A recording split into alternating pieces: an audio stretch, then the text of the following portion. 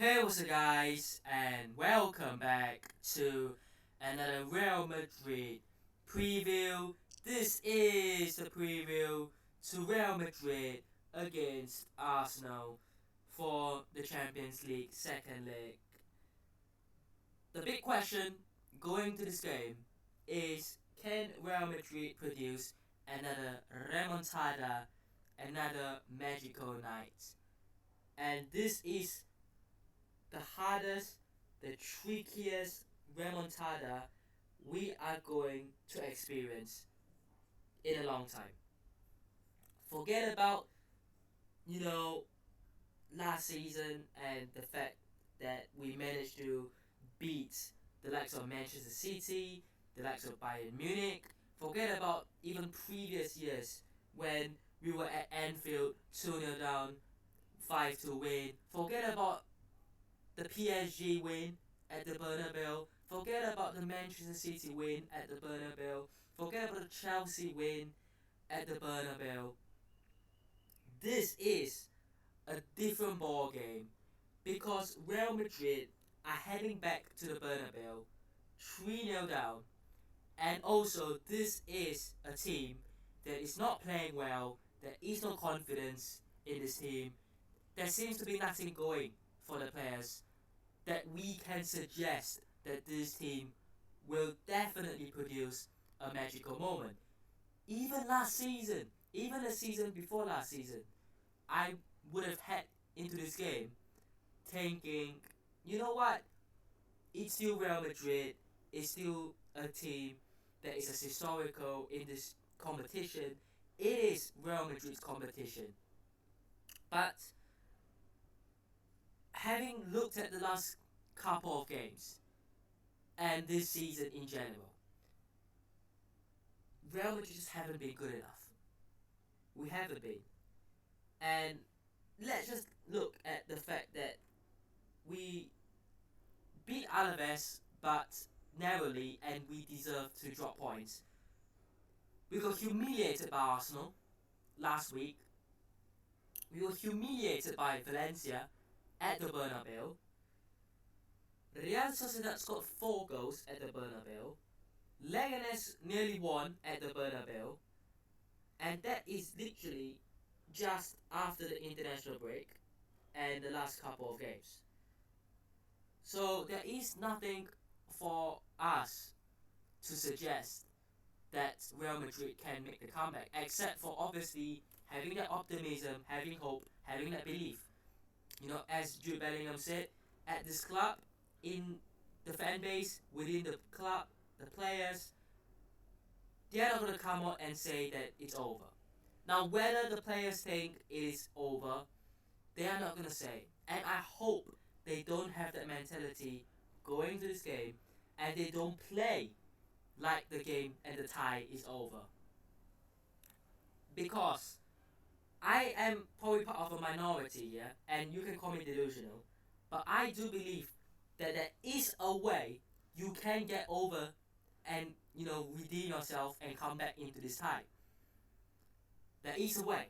It's not impossible. It's not out of the question yet because 90 minutes at the Bernabeu is going to be long. And obviously, I would have wanted a 2-0 loss or even a 1-0 defeat better. But look, it is what it is. 3-0, it could have been worse. If it was worse, that was the end. 3-0, we can work something out.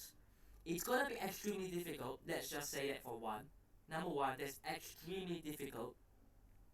But it doesn't mean it's impossible. It is possible, but it requires this team to do something that we have not seen this season.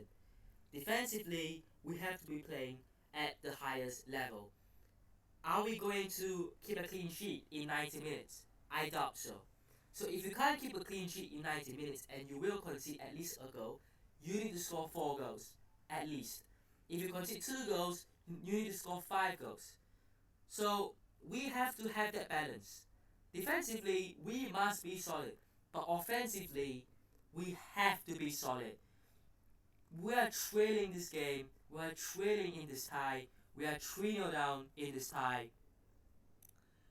The first 20 minutes, is going to be key.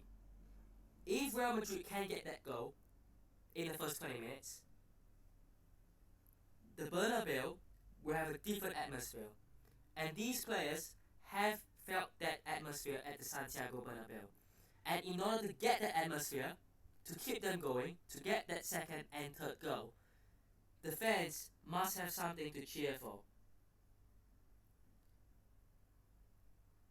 And the fans are only going to cheer when they know this team can make, the comeback, can, come and win. And when the team is actually playing very well, the Bernabeu will be rocking, it will be loud, you know, the players will get cheered on, and, the atmosphere is great. But these players must have a good start. Because if you start off, Arsenal dominate the play, they have the ball, they sort of put Real Madrid under pressure, or they just sort of frustrate Real Madrid, and Real Madrid just can't get anything away, we will be looking at another defeat. We could lose.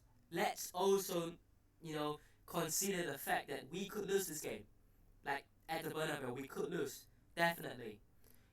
But in order to kick off the sort of remontada that we hope that we can, the first 20 minutes is key. A goal in the first 20 minutes is needed. And then, if by halftime you can get 2 goals in the first 45 minutes, perfect. It will be perfect. Because I think that you are leaving Arsenal in a predicament. I think that Arsenal coming in, we know how they will play, how they will set up. I don't think Arsenal will be going full out attack. There isn't a need to for them. So they will be more pragmatic. They will be, I'm not going to say totally defensive, park the bus, but they will be defensive. They will be looking just to seal this game off. Even if they lose by a goal or even 2 goals, they will still go through. But they just got to make sure they don't concede 3 goals. And I'm not going to say that's easy, but that isn't that difficult, I think, if you are playing well defensively, and they are a good defensive side. But the only way you can beat Arsenal is by making them into making mistakes, forcing them into making mistakes, and put them under pressure. We have to be putting them under pressure, not the other way around. So, you get the early goal in the first 20 minutes, you get a second goal after 45 minutes, you are putting pressure on Arsenal, you are forcing them to sort of come out a little bit more because they can't sit deep anymore in case they concede again, and they have to defend for 45 minutes, and at the same time they have to obviously get another goal to get their lead back and that cushion back. And I just think that you need to frustrate Arsenal in a way that they have to open up, because they are not going to be playing open in the first half of the game unless they need to. But we need to frustrate them. We need to start off very well. We need to get the Bernabeu rocking, get the momentum going. No mistakes. Defensively, it must be solid. Offensively, it has to be solid. It must be, from defense to attack, a very perfect game. If someone doesn't put in a good shift, we could lose. And that is how high the stakes are. One player could cost this whole game entirely. It really could. So we need a perfect game. We need a perfect game here. We need to treat this as a normal game that we have to just win 3-0 or 4-0. But obviously, saying it is one thing, doing it is another thing, and we are playing against a very, very defensively strong Arsenal side. And is it impossible? I'm not going to say it's impossible, but it's extremely difficult to get this done. But I'm still going to have the belief. I'm still going to come into this game with that belief. But let's talk about Arsenal, because obviously, their home form is great, but let's look at it away from here. Their last away game was away at Everton, which they drew 1-1. Before that, they went to Manchester United and they drew 1-0. Take into context the team that they're playing and the way those teams play. Those teams that they play are playing more defensive football. They went away to PSV and they won 7-1. Yeah. They went away to Nottingham Forest and they drew 0-0 again. Nottingham Forest are a counter-attacking team, and yeah, they couldn't enjoy anything, but neither could Forest. They went away to Leicester. They won easily there. They lost away to Newcastle United in the Carabao Cup.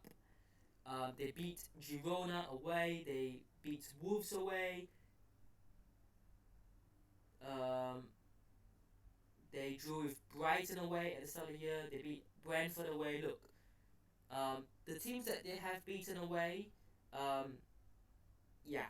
But they did manage to draw. I think. Did they play Liverpool away? I don't think they played Liverpool away. They haven't played Liverpool away yet. Um, I mean, this season there really haven't been many games where you look at Arsenal and you think that they are shocking away from home. I'm not looking at any results here thinking that's a shock, really. I mean, Inter Milan beat them at home, but it was only 1-0. Um, Bournemouth did beat them, but that was very early on in the season, so we can't really compare that. So, yeah, this is going to be tough because Arsenal, like I said, defensively very strong team, and also offensively as well. And they are coming in with a 3-0 cushion, 3-0 lead. So it's obviously against the odds for Real Madrid to advance. And look, we obviously, like I say, we are not coming into this game needing a 1-0 win or a 2-0 win. We need a 3-0 win just to just to level up the tie. So, yeah, extremely difficult, but we only have to believe. Um, and yeah, at Santiago Bernabeu, roof will be closed, the fans will be there, the play needs to start off strong, we need to get a good start immediately. But yeah, Arsenal, I mean, Declan Rice, I mean, yeah, what a first game he had. Two brilliant free kicks. Um, we better not concede a free kick at that area of the pitch again. They've got Saka, they've got Odegaard, yeah, they've got Marino who scored in the first leg as well. Saliba, what a player. Um, yeah, their team is a very, very good team, of course. David Raya, a very good goalkeeper. Um, so, yeah, it's going to be a tough game, but um, we have to obviously line up the strongest we can. Now, unfortunately, Ferland Mendy is not back, and would I have started him? Probably not, because we have to go offensive, but that will leave us exposed. And look, Alaba in that first leg didn't do a good job at all, and I felt like Alaba starting did not help us offensively, neither did it help us defensively. But what we have with Fran Garcia and Mendy, Fran Garcia helps us offensively, but I think the problem is he does put in way too many crosses for whatever reason. Mendy is probably my pick, to be honest. Defensively, he's the best that we have. I'm not gonna say he's very good. Offensively, he's not the best that we have, but you know, he doesn't put in that many crosses. He plays on the ground more. And we're getting the ball on the ground. Because having the ball in the air is a benefit to Arsenal because they have physicality, they are a threat. And we don't have anyone in the attack that, you know, is very good at headers, really. I mean, yeah. So we are going to have to play on the ground. And I hope Fran Garcia realizes this. But Courtois in goal, definitely. Fran Garcia has to play left back because there isn't anyone else. If Alaba starts this game, goodbye. If Lucas Vazquez starts this game, goodbye. I've seen people and they are professional, former professional players and pundits, and they are saying that Lucas Vazquez should start at right back because Valverde has to go into midfield. Firstly, Lucas Vazquez starting at right back is not a good idea because we've seen, look, Rafinha, Rafael Leao, um, these are players, um, yeah, they have absolutely cooked. Luis Diaz have absolutely cooked Lucas Vazquez this season in terms of 1v1, and Martinelli was quick. He's quick, but he was quick even against Valverde last week. He's quick, he's a very good player. Obviously, I think there are question marks about his end product, but that is a different conversation, and we need to lock down that right hand side. And now that Dani Ceballos is back, and Traoré is back, and we don't have Camavinga because Camavinga isn't a 6, I've always said that, and Luka Modric isn't having to run the show at 39, Valverde has to go in at right back. And I think that you help a lot, to be honest. And I think that Dani Ceballos will help out defensively, of course. Traoré will help out defensively, of course, because he's a defensive mid. Bellingham does track back, does help out. So we can sort of afford to put Valverde at right back with Rudiger and Asensio at centre back. They haven't been playing well lately, but it is time that we show, you know, yeah, that sort of good defensive display, hopefully, which we haven't seen this season. In the midfield, Traoré, Ceballos, Bellingham. It has to be the midfield trio. Camavinga is suspended, so he's not going to be involved. And look, I do not want Luka Modric to be the main man that we rely on in the midfield to dictate the play. Because he doesn't do it, he can't do it anymore. And Dani Ceballos is not Toni Kroos, but he's probably the closest player we have to Toni Kroos. And I like that profile of midfielder that we have in Dani Ceballos. And the attack. I wouldn't be totally surprised if Rodrigo doesn't start. I wouldn't be surprised if Vinicius doesn't start. And you are going to call me crazy. I think he will. I think the two of them will. But hear me out. This is going to be a long game. It's not going to be about the 90 minutes. Because if you are planning to win 3-0 and go into extra time, you have to look further ahead. And even the second half will be crucial here. I don't think Vinicius, Mbappe and Rodrigo gets us 3 goals 100% in the first 90 minutes or in the first 45 minutes. I think if you can afford to bench, let's say you bench Rodrigo and you start Brahim, I think you don't lose up that much. But you have a player who you can bring on with some fresh legs who can change the game. Now, I think Vinicius and Mbappe will definitely start. So I think that they will start. But I think Rodrigo could be a player who is on the bench and Brahim starts. Maybe, you sort of free roam a little bit. Yeah, and you probably... I don't think Arda Güler will start this game. I'm not positive Endrick starts this game, to be honest. So I was thinking maybe Bellingham could play in what he's familiar with last season, which is roaming in at 10, but I just don't think we have got another midfielder that we can put in to do that role that he does in the midfield. I don't want to see Luka Modric play midfield, to be honest. But I wouldn't be surprised if Brahim starts on the right and he sort of... I'm not going to say interchange with Bellingham, but it's a free roam attack, isn't it? So, who knows? But I would not be surprised. Again, look, we're training this game, we have to go with the best we have. But, I don't know. I just don't know if Rodrigo on the right is the best we have. Because we know Rodrigo's best position is on the left-hand side. And I don't really see Vinicius Jr. getting benched. I don't see Mbappe getting benched. Obviously not. But it might be that all 3 plays. Who knows? Yeah, the toughest part now, score predictions. Look. I want to say Real Madrid win 4-0 or something stupid, right? I want to say something stupid. But firstly, I'm not confident to the fullest extent. I am optimistic, but optimism and confidence is very different. Um,